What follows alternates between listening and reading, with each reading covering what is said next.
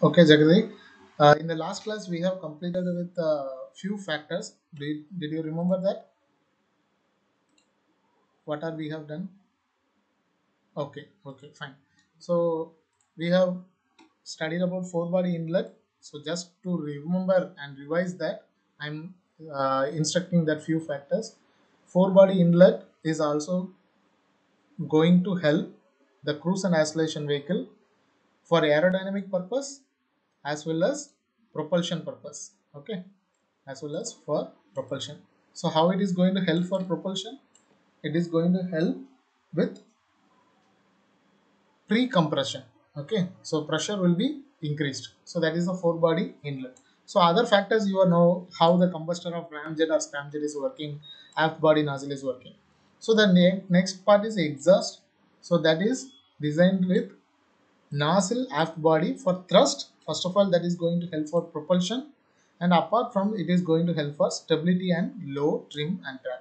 Okay, so these two factors we have seen in the last class. I have fully explained about four body inlet, but I have not explained about this Zen nozzle. Okay, so single expansion ram nozzle. So as we have seen that it is having only one ram, it is having. So then it is expanding, right? It is not getting contracted, it is getting expanded. So that's why it is called a single expansion ram nozzle. From the aft body nozzle, right, from the aft body nozzle, it is getting expanded, not contracting, it is getting expanded. So that's why it is called as single expansion ramp. So ramp means nothing but when we are having instructor instead of straight structure, if you are having a inclined structure, we can call this as a ramp. Okay, so it is a common word for any surface. We can call, like, when the surface is inclined in a particular angle, we can call that as a ramp. Okay, so single expansion ramp nozzle, so which is essentially is an asymmetric external nozzle. Asymmetric external nozzle. Okay, so let's see how it is working and what is the benefit it is giving. So four body we have studied, and single expansion ram nozzle we have studied, but how it is going to be beneficial for our hypersonic vehicle? Whether if you are going for the same cruise and acceleration vehicle, for missile also we can implement, right? So in the last class we have shown you about HSDTV,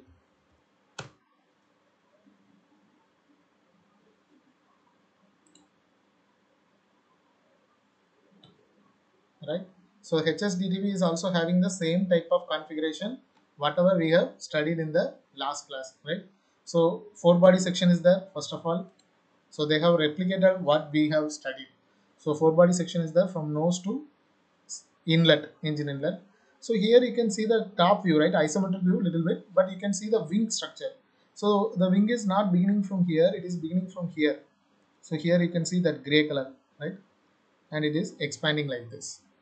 So what is the reason why it is having a double delta configuration? Because to maintain the stability at low speed categories, to maintain the stability at low speed.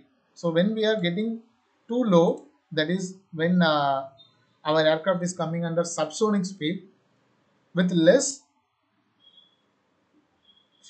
span length, right? So the span length is very less and less slenderness ratio. So slenderness ratio is half span divided by length, half span divided by length, fuselage length, right? So with this half span and fuselage length, we cannot able to stabilize the aircraft or hypersonic vehicle, cruise and acceleration vehicle at subsonic speed. So if we are implementing the double delta wing configuration, we can stable the aircraft. So that's why we are going with double delta or OG wing type of configuration. Even in supersonic vehicle, if you supersonic aircrafts, if you see that, you can easily identify why they are having double delta or OG wing of configuration, because the reason is the low speed properties become insufficient. Okay, so too low DCL by D alpha. What is DCL by D alpha? Change in coefficient of lift with respect to change in angle of attack, right? How much angle of attack is it getting changed? the respective coefficient of lift will be also changed, right? So too low value of dCl by d alpha. Okay, so there will be a loss in directional stability or lateral stability. So in order to control that, in order to increase the efficiency of the vehicle in controllability, we need to develop double delta wing control. So the HSDTV also they have done the same. So four body they have done same, and OG wing configuration they have done same. And finally, when it comes to the ram nozzle, right? So the nozzle section we are having here over here. So that is single expansion ram nozzle, single expansion ram nozzle. Okay. So here you can see. So the a computational fluid dynamics has been studied. A computational fluid dynamics has been studied. So from the four body, when the vehicle is flying at higher Mach number, right? So of course we will be getting a shock wave. So all we need to remember few things, that our shock wave should not interfere with the other shock wave, right? One shock wave which is formed in the nose section should not interfere with the next shock wave. Shock wave interaction should be neglected. Okay. So the four body section, it is depending upon the length. First of all, length. So just we are seeing a 2D view, that is side view we are seeing. So the length of the four body is important factor. Okay, length of four body, LF. So I'm just giving the notation for simplicity. Okay, length of four body is getting like the by varying the length of four body we can vary many factors. Okay, by varying the length of four body we can change the shock wave pattern and other pressure pre-compressions and other factors also we can vary. Okay, so let's see how we can do that.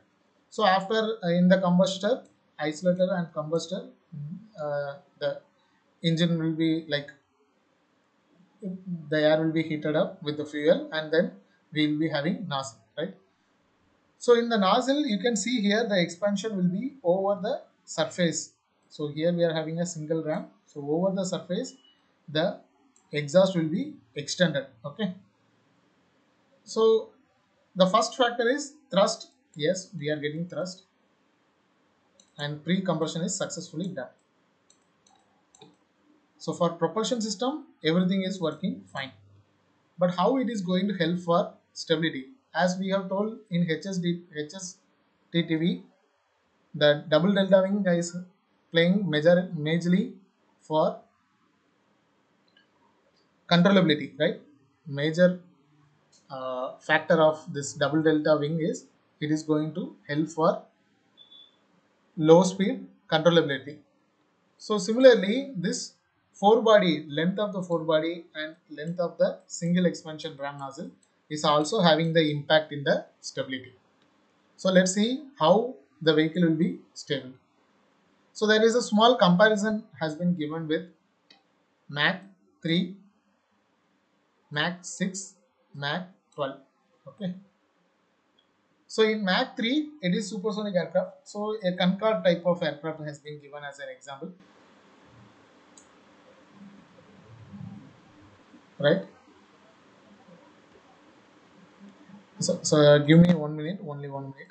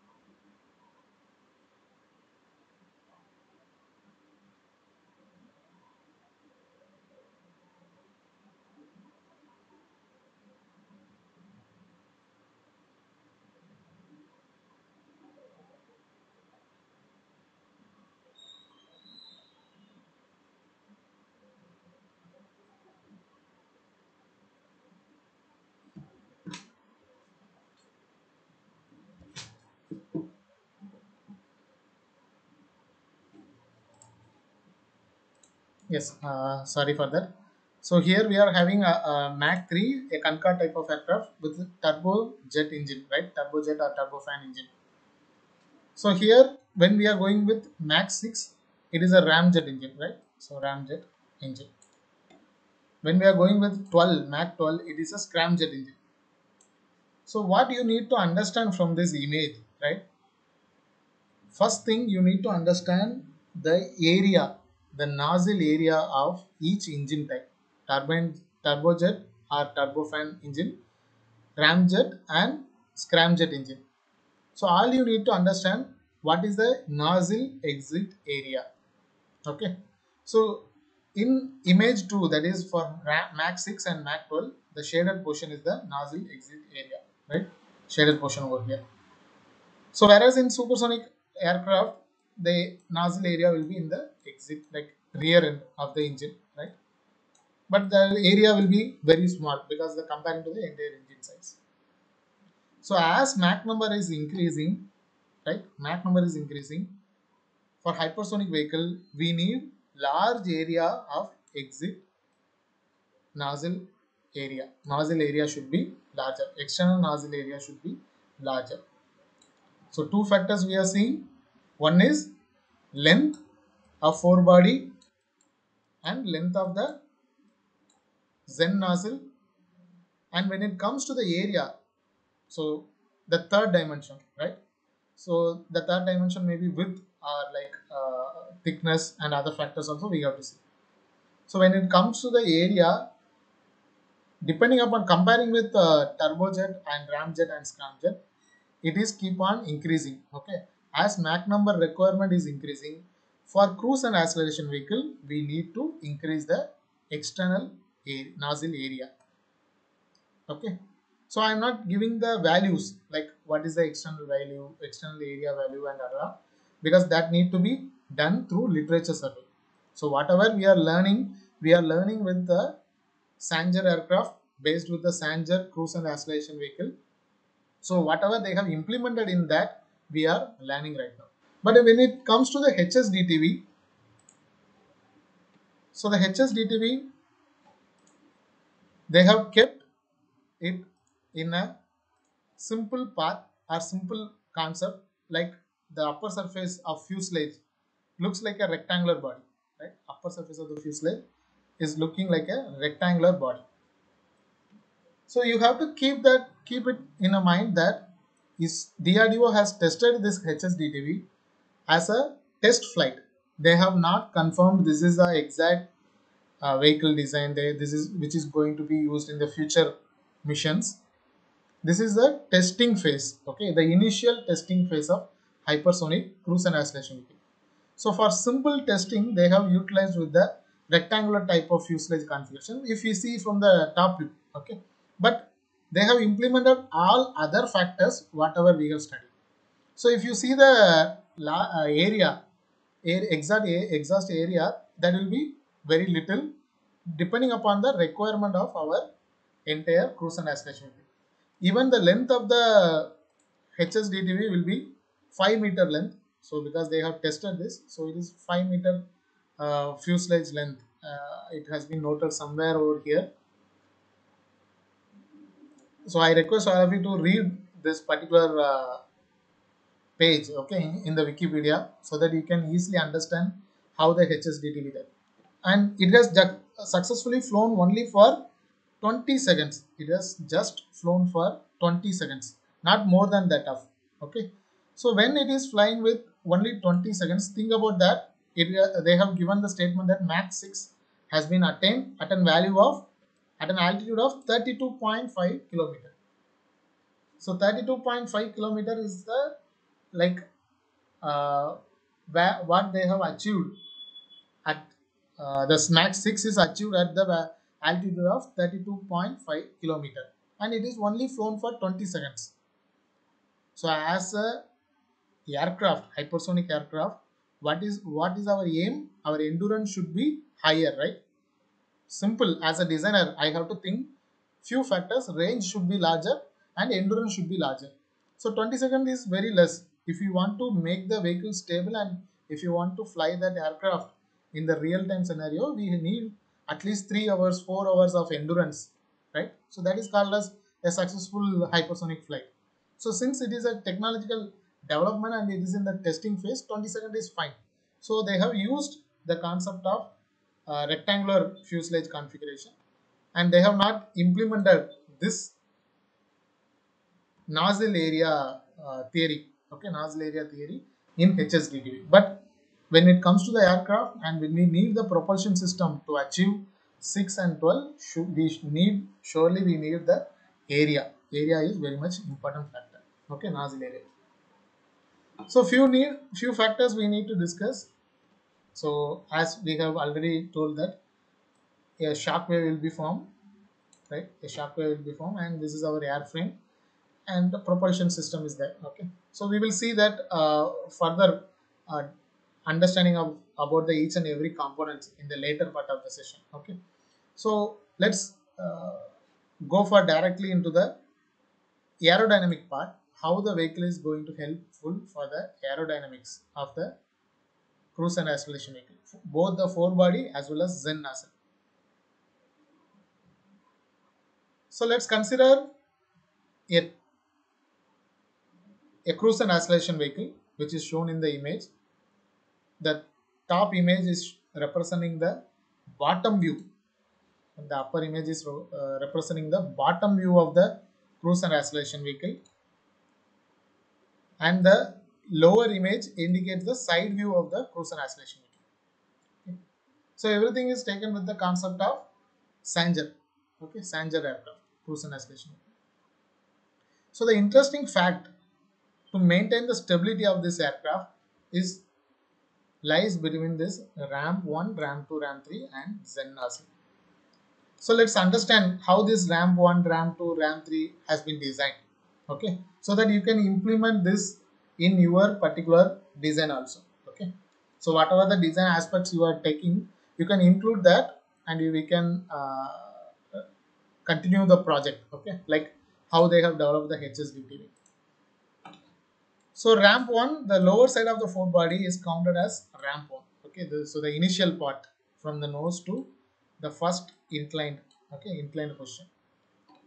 So it has a length of 15.88 meter. So our HSDTV is full length itself 5 meter. Okay, so think about that. For Sanger aircraft, they have taken 15.88 meter length of forebody ramp 1 alone. So this is the ramp 1.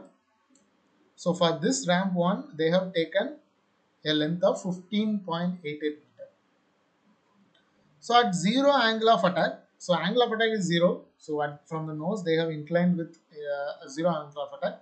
But inclination angle is there. It is inclined against the free stream with 3.5 degree. So the angle of this ramp 1 is noted with 3.5 degree. So if you guys are following that, please note it somewhere else. What are the important parameter? Forebody length, Zen length, and the angle, right? So you can note this and you can implement in your design so that you can come up with a better design, okay, by changing the angle, by changing the length of the vehicle, and some other factors you can implement, and you can come up with a better design. Okay, so 3.5 degree for the ramp 1. So then it comes to the ramp 2. So ramp 2 is here. It is starting from the inclination here and it is over here. So this length of the ramp 2 is 4.82 meter. Length of the ramp 2 is 4.82 meter. Whereas angle of inclination is 8 degree. So it is getting more inclined, right? So first of all, the ramp 1 is having 3.5 degree, and the next thing, it is going into 8 degree. Then it comes to the ramp 3. So ramp 3 is starting from here to here. It is having a length of 5.3 meter, and inclination is getting more, 11 degree to 12.8 degree. Okay, inclination is there. So think about what will happen as general subsonic aircraft keep that in mind. Like let's fly. We are going to fly in a subsonic aircraft. When we are deflecting our control surfaces, so depending upon the angle of deflection, our lift force will be varying, right? Pitch up, pitch down moment will be varying.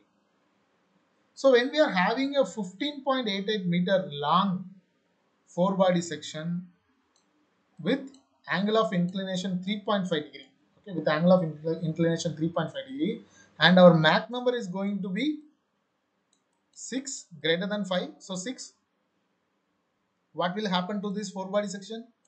15.88 meter, and we are inclining with that angle of inclination 3.5 degree, the four-body. So in subsonic aircraft, when we are deflecting the control surfaces, let's say we are deflecting the elevator or aileron, right? We are deflecting the elevator or aileron. What will happen in the scenario? The nose will be up or down depending upon our deflection, whether we are deflecting the elevator, right? So elevator deflection, whether it is up or down, depending upon that, our aircraft will move nose up or nose down, right? Pitch up or pitch down. With Mach 6 for this type of configuration, and the length of the ramp is also need to be considered, 15.88 meter. So when the speed of the flow is 6 Mach number hits this length, so think about that, hits the length of the forebody, what will happen? Surely our aircraft is going to experience a pitch up moment. First factor, right? That is the main impact. You think in the subsonic aircraft, if we are if we are deflecting our control surfaces, right, whether it is downward or upward, depending upon the movement, the opposite movement will be, counter movement will be generated.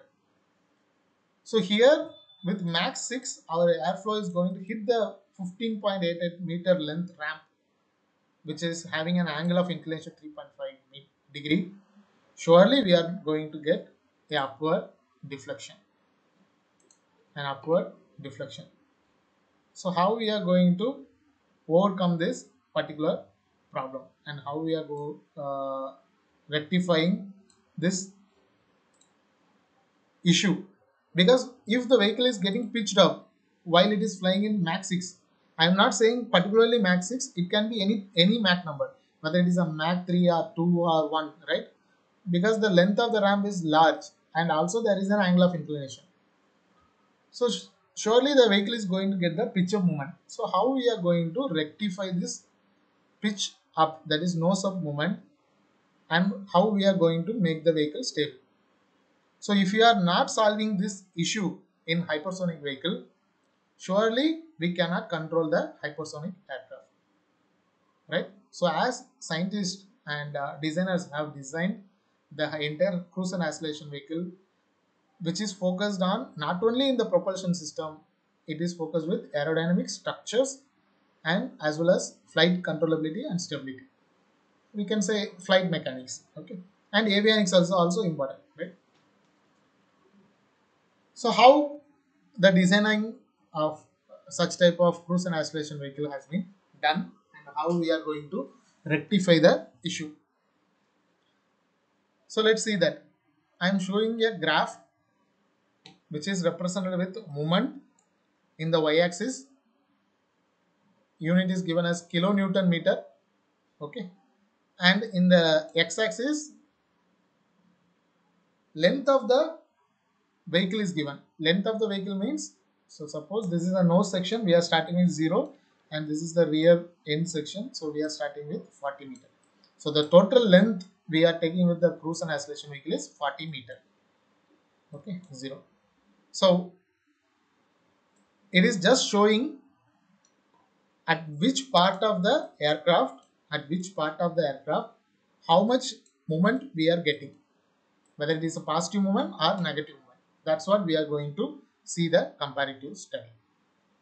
So let's see the nose section of cruise and acceleration vehicle with ramp 1. We have just now studied that it is getting pitch up, nose up movement. So the ramp is located between 0 to 15, right? 0 to 15. So approximately the movement is generating along nose up, right? 0 is here, movement 0 is here. So we are getting a clockwise movement, that is pitch of movement around 7000 kilonewton meter. So think about that, 7000 kilonewton meter is not an easiest movement to control, right? So it is given with max 6, altitude is given with 27.3 kilometer, and angle of attack is also there, 5 degree. So with this configuration and with this design, right, shape of the vehicle, our aircraft is experiencing 7000 kilonewton meter in pitch of movement. So we need to overcome this particular problem, right? We need to overcome this particular problem. So what is the issue? We need to bring the pitch down movement, right? The nose, we need to bring the nose downward. So let's see other ramp and other components contribution towards movement. Okay, because CG is here, CG is located over here.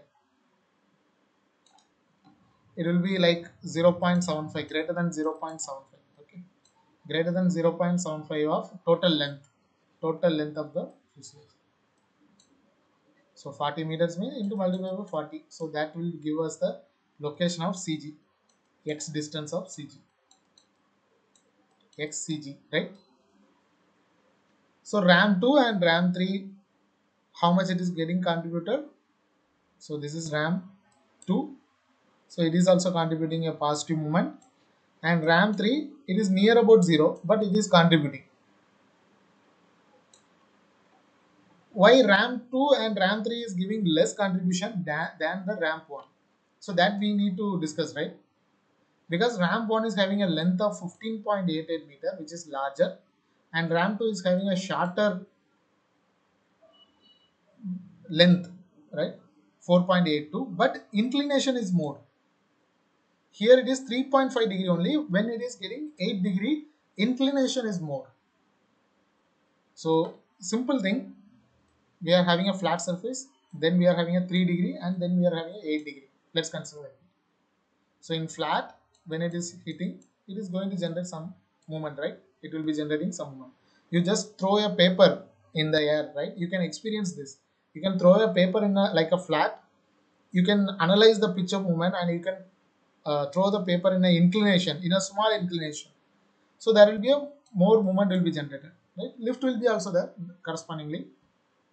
But as we are increasing the inclination angle, what will happen? Instead of creating the lift, instead of creating the pitch of movement, drag is going to be increased, right? That is the general thing. When we are giving more inclination to any aircraft or any control surfaces, any wing design, drag is going to be increased, right? So the first RAM is going to helpful for larger pitch of movement, but the RAM 2 and RAM 3 is contributing lesser pitch of movement, but it is contributing, but in a lesser way. So then it comes to the cowl lip, right? Engine cowl lip. So here it is the engine cowl lip. So think about that. Speed of aircraft is going to like speed of flow, right? With Mach number 6, that is going to hit this surface, right? Hit this entire surface, right? In the cowl lip. So already it is flat, right? It is near about flat. It is not having some other inclination angle, right? So it is nearly flat. So this cowl lip is going to contribute around zero movement. So cowl lip is not going to contribute that much for movement. Okay. So nozzle, engine nozzle. So engine nozzle is over here. So it is located after the CG. So it is located after the CG, right? So after the CG means we need to think like how we are going to manage that, right? So after the CG position, nozzle is going to contribute for, again it is in the negative moment. Let's say minus 100. Minus 100 is also coming in negative moment, right? So what is happening? Ramp 1, ramp 2, ramp 3 is contributing for pitch up movement, but engine nacelle started to provide a anti-clockwise movement. So let's see other components, right? So Zen nozzle. So Zen nozzle is over here, which is giving a negative contribution around 9,000 kilonewton meter.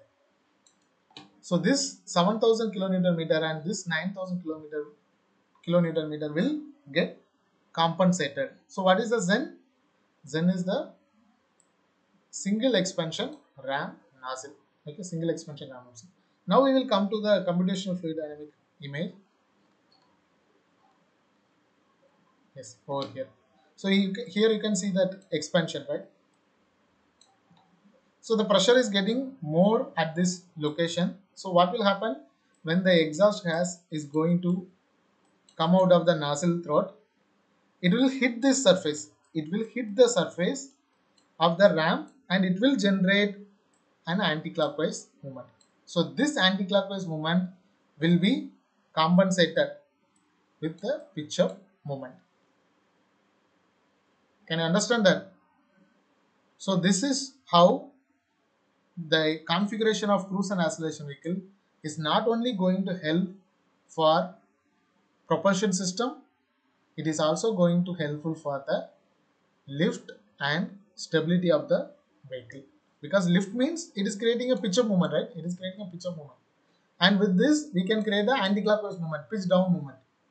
So by this way of method of airflow, we can control the hypersonic vehicle.